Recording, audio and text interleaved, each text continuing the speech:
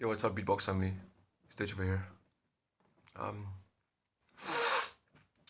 It has taken me some time to make this video, mainly because the recent news has just shocked me a lot, and I'm sure it has shocked all of you as well. And I needed to take some time off to gather my thoughts before I put it into a video. Now, before I get into the main topic, I just want to say I would appreciate if all of you who are watching right now, if you could stay until the end, I would really appreciate it, because there's something that I need to say and address. Now, when I first joined the community, the Beatbox community 4 or 5 years ago, I looked at it as if the Beatbox community was a paradise. A safe place where we could all just gather and forget about the problems in our life and just beatbox.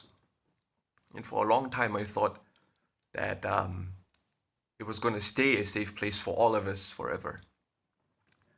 Looks like that was a very young and naive thought of mine. A few days ago, I was hanging out with two of my closest friends in the Malaysian beatbox community, and one of them said, the beatbox community is growing at such a rapid pace now. It's not even a community anymore, it's a society. That's how big it has gotten. And you put that together with the fact that we are such a welcoming community. It was only a matter of time before a bunch of bad people got into our family. Now, we can't automatically sense it, because you only know someone is bad once they've done something bad. But there are a number of things that we can do to help make our brothers and sisters in the community feel more safe, feel more comfortable. And this is just some advice from me. I'm not your boss. Whether you choose to listen to these advice is totally up to you. But here it goes. Number one, we all know about the recent, well, not really recent, but recently a lot of us have found out about the sexual Thomas Zachary sexual abuse case. The victim, whoever she is going through a really traumatic time right now, definitely. And a lot of the people in the comments in the chat are asking, who is she? How did it happen? All that stuff. She's going through a really traumatic time right now, and she does not need more people reminding her of what happened. She does not need more people helping her to relive that moment. She does not need that. So I would appreciate if all of you could stop asking the detailed questions. Just knowing the general story is enough. And that brings me to point number two. Once you know the general story, it would be nice if you could talk about it on your platforms, whether it's Instagram, YouTube, Twitter, Twitch, whatever. You can make a video, right? Just like how beatboxers before me, like Hershey, Bass Ventura, Hunty, Swiss Beatboxer Pony, I think Decoy just did one. I'm gonna watch it in a while. You can do that. Talk about it, create awareness about it. If you're not a very talking person, you can write down what you feel in notes in your phone, screenshot that, and then post it. And if you still can't do that, then maybe just share the other posts that other beatboxers have been making. You know, try your very best to create awareness about this. You know, the victims and the people in our community that are heavily affected by this. You know, we can't just assume that they know we care for them. We gotta show that we care for them, right? So make the effort. Number three, be patient, right? I see a lot of people in the chats, in the comments making assumptions. Oh, this beatboxer did that, that beatboxer did this. Most of us don't even know the full story of what happened. And making more assumptions, it's not gonna help. It's just gonna make more people confused. And in this time, we can't afford that. We can't afford to be split up. We need to be together as one. Okay?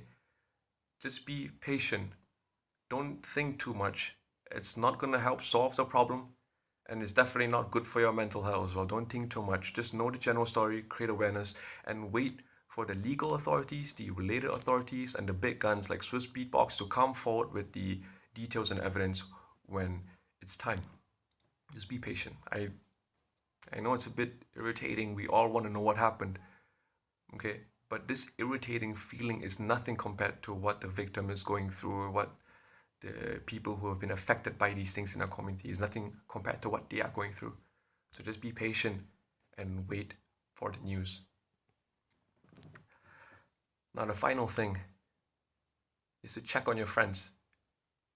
Check on them, ask them if they're okay, if they're doing well, if they're happy, if there's anything or anyone bothering them. And at the same time, it's also good to check on them, to hold them accountable for any things that they might be doing wrong. If they're doing something wrong, call it out. Now, more importantly, it's also good to check on yourself, right? Talk to people whenever you're feeling sad or if anything's bothering you. Talk to someone. I personally have 3 people who I really talk to whenever I'm going through something, and it helps me a lot.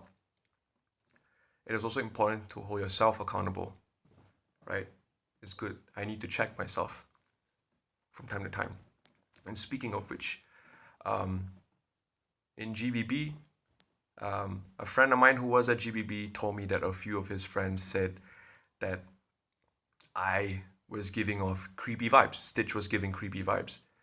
Number one, to whoever that got those vibes, whoever that got the creepy vibes from me, who felt uncomfortable for something I did or say, I really want to apologize. Please know it was never my intention to give those vibes.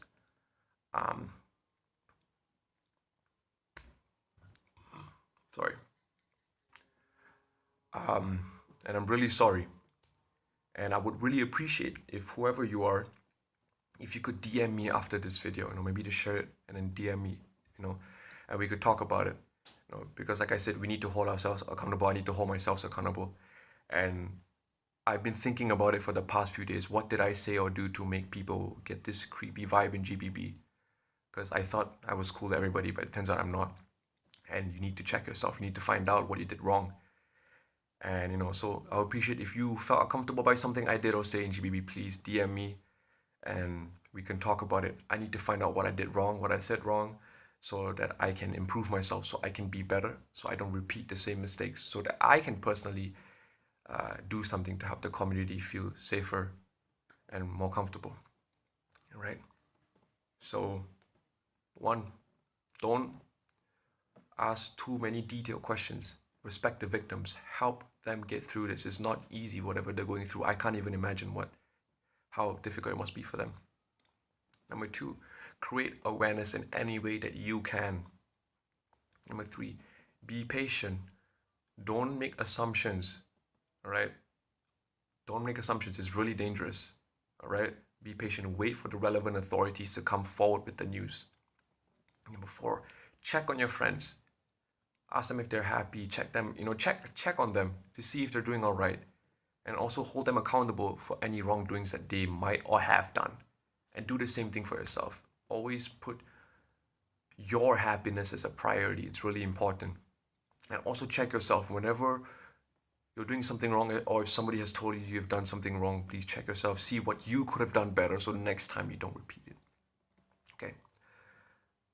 Beatbox family, we're going through a really tough but important moment in our community right now. This is difficult, but it's a start. It's a good start towards something good.